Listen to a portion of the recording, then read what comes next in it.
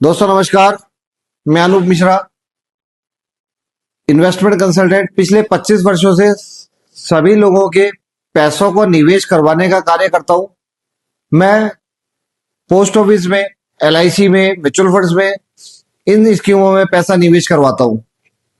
दोस्तों आज मैं आपसे, जैसा कि मैं आपके लिए नए नए कंपेरिजन लाता हूं, मैं आज आपके लिए एक नया कंपेरिजन लाया हूं जो कि आपने एक नाम सुना होगा। पोस्ट ऑफिस की बहुत एक पॉपुलर स्कीम है, उसके बारे में हम बात करेंगे। पोस्ट ऑफिस की वो पॉपुलर स्कीम का नाम है MIS2RD।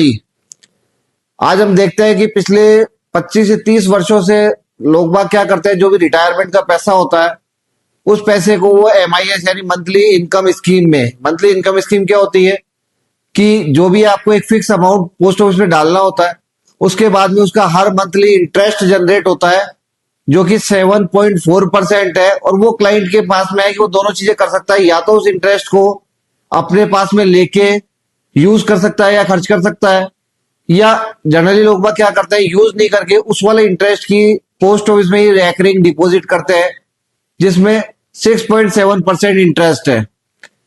जनरली आज हम दोनों का कंपेरिजन देखते हैं कि अगर 6.7% इंटरेस्ट है, उसका कितना पैसा जनरेट होता है MIS में, उसको हम उदाहरण से समझेंगे, या हम इससे भी कहीं ज्यादा कुछ इन्वेस्टमेंट का बेनिफिट ले सकते हैं क्या।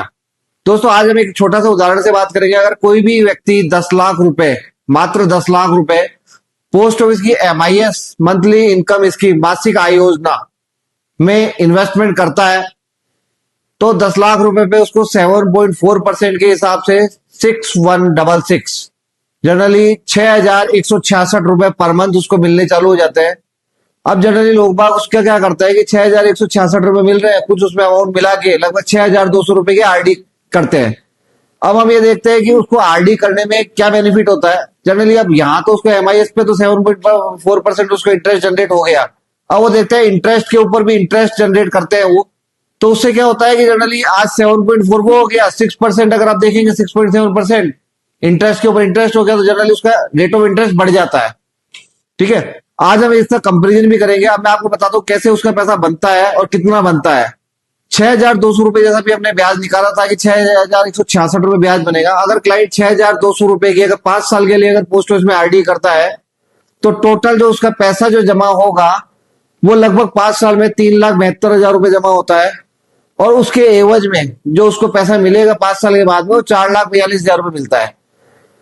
अगर वही अगर ये देखे कि यार मुझे 10 साल के लिए RD को बढ़ा देनी है, 10 साल के लिए मुझे RD करनी है, तो आज 10 साल में वो जस्ट अगर 10 साल की RD करेगा तो उसका जस्ट डबल पैसा हो गया।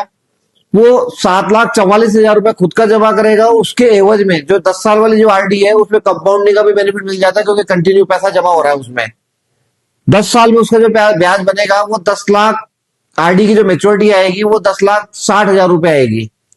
अब जनरली आज हम अगर ये देखते हैं कि उसने कितना पैसा कमाया 10 साल में, तो लगभग उसने 7,44,000 रुपए जो दिया, उसके ऊपर 10,60,000 रुपए उसको जो मिले मेच्योरिटी, तो उसने लगभग 3,16,000 के आसपास में अर्न किया 10 साल में।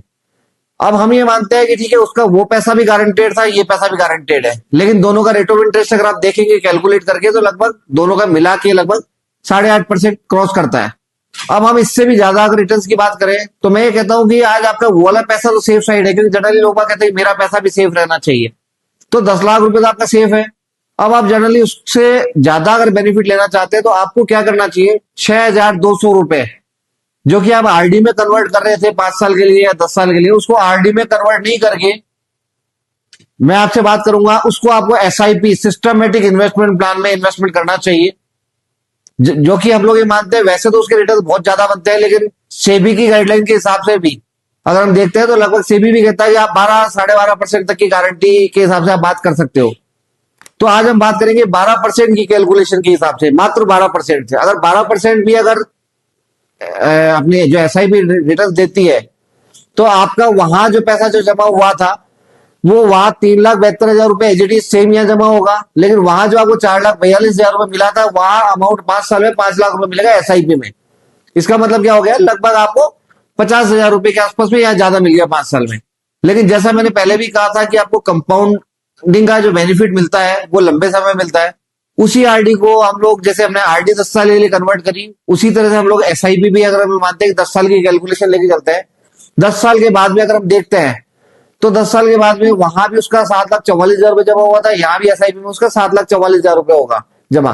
7,44,000 रुपये के ऊपर एसआईपी में 10 साल के बाद में जो उसको मेच्योरिटी मिलनी है, वो लगभग जो मिलनी है वो 14 लाख रुपए की मेच्योरिटी मिलनी है। अगर हम ये देखते हैं मेच्योरिटी का मतलब जो उसकी फंड वैल्यू होगी उसके लगभग 14 लाख के आसपास होगी। अब हम यहाँ देखते हैं कि लगभग यहाँ जो उसने पैसा कमाया वो लगभग 6.5 लाख रुपए एडिशनल कमाया। तो आज अगर इन दोनों का इंटरेस्ट की कैलकुलेशन करते हैं कि 7.4 वहां उसने कमाया, यहाँ उसने 12% कमाया, तो उसका एक बहुत अच्छा इंटरेस्ट हो जाता है। और दूसरी बात, उसका एमआईएस का जो बड़ा अमाउंट है वो सेफ है, यहाँ उसका मुश्किल से ज्यादा 1 आधा % का फर्क पड़ने वाला है, और यहाँ उसके पैसे बहुत अच्छे बन जाते हैं। तो दोस्तों ये बहुत अच्छा कॉम्बिनेशन है। इस तरह से आप अपने पैसे को और इंक्रीज कर सकते हैं। दूसरी बात, आपको यहाँ भी केवल आपको 10 साल के लिए पैसा लगाना है, 10 साल के अलावा आपको कुछ सोचना नहीं है। जैसा कि आपने देखा कि लंबे समय में ऑलरेडी मार्केट में पैसा बनता ही है, तो भी मैंने आपको केवल 12% की कैलकुलेशन से कैलकुलेशन बना के दी है, जो कि मेरे हिसाब से बहुत बेस्ट है और आपको ये करना चाहिए।